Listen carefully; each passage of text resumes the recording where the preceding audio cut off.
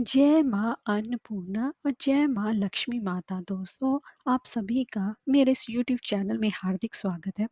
मार्गशीर्ष मास के आखिरी शुक्रवार के दिन सुनिए माँ अन्नपूर्णा और माँ लक्ष्मी जी की व्रत कथा। तो चलिए वीडियो शुरू करते हैं। सबसे पहले माँ अन्नपूर्णा की व्रत कथा। एक समय की बात है कि काशी में धनंजय नाम का एक व्यक्ति रहता था। उसकी पत्नी का नाम सुलक्षणा था। उसे अन्य सभी सुख प्राप्त थे, केवल निर्धनता ही उसके दुख का एकमात्र कारण थी। यह दुख उसे हर समय सताता रहता था। एक दिन सुलक्षणा पति से बोली कि स्वामी, आप कुछ काम तो कीजिए, तभी तो हमारा काम चलेगा। इस प्रकार किस तरह हाथ पर हाथ धरकर आप बैठे रहेंगी। सुलक्षणा की बात धनंजय के मन में बैठ गई और वह उसी दिन विश्वनाथ शंकर जी को प्रसन्न करने के लिए बैठ गया और कहने लगा कि हे देवादिदेवेश्वर, मुझे पूजा पाठ कुछ आता नहीं है, केवल आपके भरोसे बैठा हूँ। इतनी विनती करके मैं 2-3 दिन भूखा प्यासा बैठा रहा। यह देखकर भगवान शंकर ने उसके कान में अन्नपूर्णा अन्नपूर्णा अन्नपूर्णा इस प्रकार 3 बार कहा। यह कौन क्या कह गया, वह ये सोचने लग गया। इसी सोच में धनंजय पड़ गया कि मंदिर से आते ब्राह्मणों को देखकर पूछने लगा, पंडित जी, अन्नपूर्णा कौन है? ब्राह्मणों ने कहा कि तू अन्न छोड़कर बैठा है, सो तुझे अन्न की ही बात सूझती है। जा घर जाकर अन्न ग्रहण कर। धनंजय घर गया, अपनी पत्नी से सारी बात कही। वह बोली, नाथ, आप चिंता मत करो, स्वयं शंकर जी ने मंत्र दिया है, वे स्वयं ही खुलासा करेंगे। आप फिर जाकर उनकी आराधना करो। धनंजय फिर जैसे का तैसा पूजा में बैठ गया। रात्रि में शंकर जी ने आज्ञा दी और कहा कि तू पूर्व दिशा में चला जा। वह अन्नपूर्णा का नाम जपता जाता, रास्ते में फल खाता, झरनों का पानी पीता जाता। इस प्रकार कितने दिनों तक वह चलता गया। वहां उसे चांदी सी चमकती वन की शोभा देखने में आई। सुंदर सरोवर देखने में, जो उसके किनारे कितनी अप्सराएं झुंड बनाई बैठी थी। एक कथा सुनते सब मिलाकर माँ अन्नपूर्णा इस प्रकार बार बार कहती थी। यह अगहन मास यानी कि मार्गशीर्ष मास की उजेली रात्रि थी और व्रत का प्रारंभ भी था। जिस शब्द की खोज करने वह निकला था, वहां से वह सुनने को मिला। धनंजय ने उनके पास जाकर पूछा कि हे देवियों, आप ये क्या करती हो? उन सबने कहा, हम सब माँ अन्नपूर्णा का व्रत करती हैं। धनंजय ने पूछा, व्रत पूजा करने से क्या होता है? ये किसी ने किया भी है? इसे कब किया जाए? कैसा व्रत है और इसकी विधि क्या है? मुझे विस्तार पूर्वक बताओ। वह कहने लगी, इस व्रत को तो सब कोई कर सकते हैं। 21 दिन तक के लिए 21 गांठ का सूत लेना चाहिए। 21 दिन यदि ना बने तो एक दिन उपवास करें। ये भी ना बने तो केवल कथा सुनकर प्रसाद लें।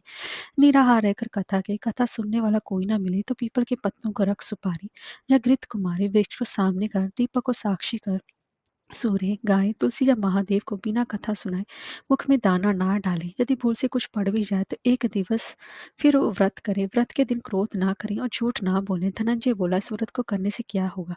वे कहने लगी, इसको करने से अंधों को नेत्र मिले, लूलों को हाथ मिले, निर्धन के घर धन आए, बांझी को संतान मिले, मूर्ख को विद्या है। जो जिस कामना से व्रत करे, माँ उसकी हर इच्छा पूरी करती है। वह कहने लगा, बहनों, मेरे पास भी धन नहीं है, विद्या नहीं है, कुछ भी तो नहीं है। मैं तो दुखिया ब्राह्मण हूँ। मुझे इस व्रत का सूत दोगी? हाँ भाई, तेरा कल्याण हो, हम तुम्हें अवश्य देंगे। ले, इस व्रत का मंगल सूत्र ले। धनंजय ने व्रत किया। व्रत पूरा हुआ तब इस सरोवर में से 21 खंड की स्वर्ण सीढ़ी हीरा मोती जड़ी हुई प्रकट हुई। धनंजय जय अन्नपूर्णा कहता जाता था। इस प्रकार कितनी सीढ़ियां उतरकर गया तो देखता है कि करोड़ों सूर्य से प्रकाशमान अन्नपूर्णा का मंदिर है। उसके सामने स्वर्ण सिंहासन पर माता अन्नपूर्णा विराजमान है। सामने भिक्षा हेतु शंकर भगवान खड़े हैं। देवांगनाएं चौवट डलाती हैं, कितने हथियार बांधे पहरा देखती हैं। धनंजय दौड़कर जगदम्बा के चरणों में गिर गया। देवी उसके मन का क्लेश जान गई। धनंजय कहने लगा, माता, आप तो अंतर्यामी हो, आपको अपनी दशा क्या बताऊं? माता बोली, मेरा व्रत किया जा, संसार तेरा सत्कार करेगा।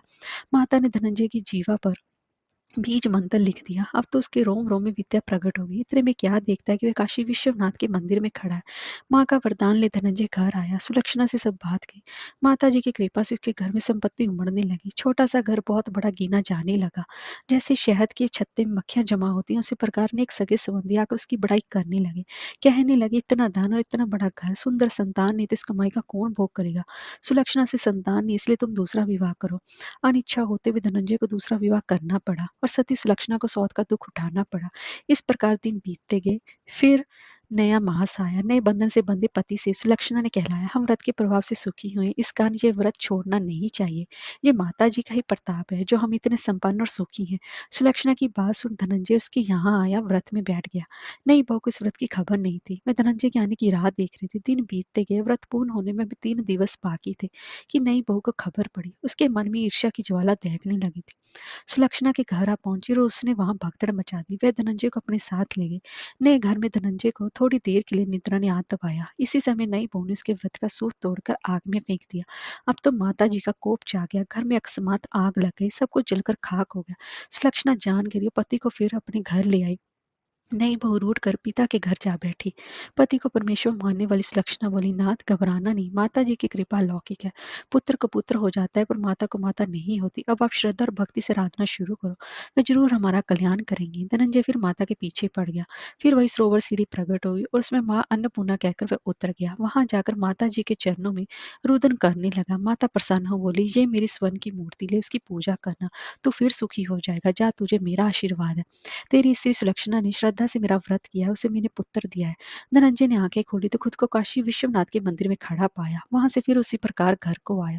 इधर सुलक्षणा के दिन चढ़े और महीने पूरे होते ही पुत्र का जन्म हुआ। गांव में आश्चर्य की लहर दौड़ गई। इस प्रकार उसी गांव के निसंतान सेठ के पुत्र होने पर उसने माता अन्नपूर्णा का मंदिर बनवा दिया। उसमें माता जी धूमधाम से पधारी, यज्ञ किया, धनंजय को मंदिर के आचार्य का पद दे दिया, जीविका के लिए मंदिर की दक्षिणा और रहने के लिए बड़ा सुंदर सा भवन दिया। धनंजय स्त्री पुत्र सहित वहां रहने लगा। माता जी के चढ़ाव में भरपूर आमदनी होने लगी। उधर नई बहू के पिता के घर डाका पड़ा, सब लुट गया। वह भीख मांगकर पेट भरने लगे। सुलक्षणा ने सुना तो उन्हें बुला भेजा, अलग घर में रख लिया और उनके अन्न वस्त्र का प्रबंध कर दिया। धनंजय, सुलक्षणा और उसका पुत्र माता जी की कृपा से आनंद से रहने लगे। माता जी ने जैसे इनके भंडारे भरे, वैसे कहानी कहने वाले सुनने वालों की सभी के माता भंडारे बनना। अब मैं आपको लक्ष्मी माता की व्रत कथा का रसपान कराने जा रही हूँ। किसी शहर में अनेक लाखों लोग रहते थे। सभी अपने अपने कामों में लगे रहते थे। किसी को किसी की कोई परवाह नहीं थी। भजन कीर्तन, भक्ति भाव, दया माया, परोपकार जैसे संस्कार तो कम ही हो गए थे। शहर में बुराइयां बढ़ गई थी। शराब, जुआ, रेस, चोरी, डकैती वगैरह बहुत से गुनाह शहर में होते थे। इनके बावजूद शहर में कुछ अच्छे लोग भी रहते थे। ऐसे लोगों में शीला और उनके पति की गृहस्थी मानी जाती थी। शीला धार्मिक प्रवृत्ति की और संतोष स्वभाव वाली थी। उनका पति भी विवेकी और सुशील था। शीला और उसका पति कभी किसी की बुराई नहीं करती थी और प्रभु भजन में अच्छी तरह समय व्यतीत कर रही थी। शहर के लोग उनकी गृहस्थी की सराहना किया करते थे। देखते ही देखते समय बदल गया। शीला का पति बुरे लोगों से दोस्ती कर बैठा। अब वह जल्द से जल्द करोड़पति बनने के ख्वाब देखने लगा, इसलिए वह गलत रास्ते पर चल पड़ा। फलस्वरूप वह रोड़पति बन गया, यानी रास्ते पर भटकते भिखारी जैसी उसकी हालत हो गई। शराब, जुआ, रेस, चरस, गांजा वगैरह में उसकी बुरी आदतों में शीला का पति भी फंस गया। दोस्तों के साथ उसे भी शराब की आदत हो गई। इस प्रकार उसे अपना सब कुछ रेस जुए में गवा दिया। शीला को पति के बर्ताव से बहुत ही ज्यादा दुख हुआ, किंतु वह भगवान पर भरोसा कर सब कुछ सहने लगी। वे अपना अधिकांश समय प्रभु भक्ति में बिताने लगी। अचानक एक दिन दोपहर को उनके द्वार पर किसी ने दस्तक दी। शीला ने द्वार खोला तो देखा एक मांझी खड़ी थी। उसके चेहरे पर अलौकिक तेज निखर रहा था। उसकी आंखों में से मानो अमृत बह रहा था। उसका भव्य चेहरा करुणा और प्यार से छलक रहा था। उसको देखते शीला के मन में अपार शांति छा गई। शीला के रोम रोम में आनंद छा गया। शीला उस मांझी को आदर के साथ घर में ले आई। घर में बिठाने के लिए कुछ भी नहीं था। अंत शीला ने सुख जाकर एक फटी हुई चद्दर पर उसको बिठाया। मांझी बोली, क्यों शीला, मुझे पहचाना नहीं? हर शुक्रवार को लक्ष्मी जी के मंदिर में भजन कीर्तन के समय मैं भी वहां आती हूँ।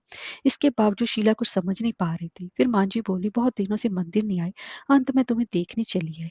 मांझी के प्रति प्रेम भरे शब्दों से शीला का हृदय पिघल गया। उसकी आंखों में आंसू आ गए और बिलख बिलख कर रोने लगी। माँ जी ने कहा कि बेटी, सुख और दुख तो धूप और छांव जैसे होते हैं, धैर्य रखो बेटी, मुझे तेरी सारी परेशानी बता। माँ जी के व्यवहार से शीला को काफी संबल मिला। सुख की आस में उसने माँ जी को अपनी सारी कहानी कह सुनाई। कहानी सुनकर माँ जी ने कहा, कर्म की गति न्यारी होती है, हर इंसान को अपने कर्म भुगतने ही पड़ते हैं, इसलिए तू चिंता मत कर, अब तो कर्म भुगत चुकी है, अब तुम्हारे सुख के दिन अवश्य आएंगे। तू तो माँ लक्ष्मी जी की भक्त है। माँ लक्ष्मी जी तो प्रेम और करुणा के अवतार है। वे अपने भक्तों पर हमेशा ममता रखती हैं, इसलिए तो धैर्य रखकर माँ लक्ष्मी जी का व्रत कर, इससे सब कुछ ठीक हो जाएगा। शीला के पूछने और माँ जी ने उसे व्रत की सारी विधि बताई। माँ जी ने कहा कि बेटी, माँ लक्ष्मी जी का व्रत बहुत सरल है, उससे वरदा लक्ष्मी व्रत या वैभव लक्ष्मी व्रत भी कहा जाता है। यह व्रत करने वाले की सभी मनोकामना पूर्ण होती है, वह सुख संपत्ति और यश प्राप्त करता है। शीला यह सुनकर आनंदित हो गई। शीला ने संकल्प करके आंखें खोली तो सामने कोई न था। वह विस्मित हो गई कि माँ जी कहाँ गए। शीला को तत्काल इस समझते हुए देर न लगी कि माँ जी को और नहीं, साक्षात लक्ष्मी जी ही थी। दूसरे दिन शुक्रवार था। सवेरे स्नान करके स्वच्छ कपड़े पहनकर शीला ने ने माँ जी द्वारा बताई विधि से पूरे मन से व्रत किया। आखिरी में प्रसाद वितरण हुआ। यह प्रसाद सबसे पहले पति को खिलाया। प्रसाद खाते पति के स्वभाव में फर्क पड़ गया। उसने उसे शीला को मारा नहीं, सताया भी नहीं। शीला को बहुत आनंद हुआ। उसके मन में वैभव लक्ष्मी व्रत के लिए श्रद्धा बढ़ गई। शीला ने पूर्ण श्रद्धा भक्ति से 21 शुक्रवार तक वैभव लक्ष्मी व्रत किया। 21वें शुक्रवार को माँ जी के कहे मुताबिक उद्यापन विधि कर 7 स्त्रियों को वैभव लक्ष्मी व्रत की 7 पुस्तकें उपहार में विधि। फिर माता जी के धन लक्ष्मी स्वरूप की छवि को बंधन करके भाव से मन ही मन प्रार्थना करने लगी कि हे माँ धन लक्ष्मी, मैंने आपका वैभव लक्ष्मी व्रत करने की मन्नत मानी थी, वह आज व्रत पूर्ण किया। हे माँ, मेरी हर विपत्ति दूर करो, हम सबका कल्याण करो, जिसे संतान और उसे संतान देना, सौभाग्यवती स्त्री का सौभाग्य अखंड रखना, कुंवारी लड़की को मन भावन पति देना। ये जो आपका चमत्कारी वैभव लक्ष्मी व्रत करे, उसकी हर विपत्ति को दूर करना, सभी को सुखी करना। व्रत के प्रभाव से शीला का पति भी अच्छा आदमी बन गया और कड़ी मेहनत करके अपना बिजनेस, अपना व्यवसाय करने लगा। उसने तुरंत शीला की गिरवी रखे गहने छुड़ा लिए। घर में धन की बाढ़ सी आ गई। घर में पहले जैसी सुख शांति छा गई। वैभव लक्ष्मी व्रत का प्रभाव देकर मल्ल की दूसरी स्त्रियां भी विधि पूर्वक वैभव लक्ष्मी व्रत करने लगी। 7, 11 या 21 जितने भी शुक्रवार की मन्नत मांगी हो, उतने शुक्रवार तक यह व्रत पूरी श्रद्धा तथा भावना के साथ करना चाहिए। आखिरी शुक्रवार को इसका शास्त्रीय विधि के अनुसार अध्यापन करना चाहिए। आखिरी शुक्रवार को प्रसाद के लिए खीर बनानी चाहिए। जिस शुक्र प्रकार हर शुक्रवार को पूजन करते वैसे करना चाहिए। पूजन के बाद माँ के सामने श्रीफल फोड़ना चाहिए। फिर उसे कुमारी कन्याओं या सौभाग्यवती स्त्रियों को कुमकुम तिलक लगाकर माँ के वैभव लक्ष्मी व्रत की कथा पुस्तक के साथ उनको देना चाहिए। और माता के धन लक्ष्मी स्वरूप को वंदन कर मन ही प्रार्थना करनी चाहिए कि आज मैंने आपका वैभव लक्ष्मी व्रत करने की मन्नत मानी थी, वह व्रत आज पूर्ण हुआ। हे माँ, मनोकामना पूर्ण करें, हमारी हर विपत्ति को दूर करें, हमारा सबका कल्याण करें, जिसे संतान और उसे संतान देना, सौभाग्यवती स्त्री का सौभाग्य खंड रखना, कुंवारी लड़की को मन भावन पति देना। जो आपका ये चमत्कारी वैभव लक्ष्मी व्रत करे, उनकी सब विपत्तियों को दूर करना और सभी को सुखी करना। जय माँ लक्ष्मी माता।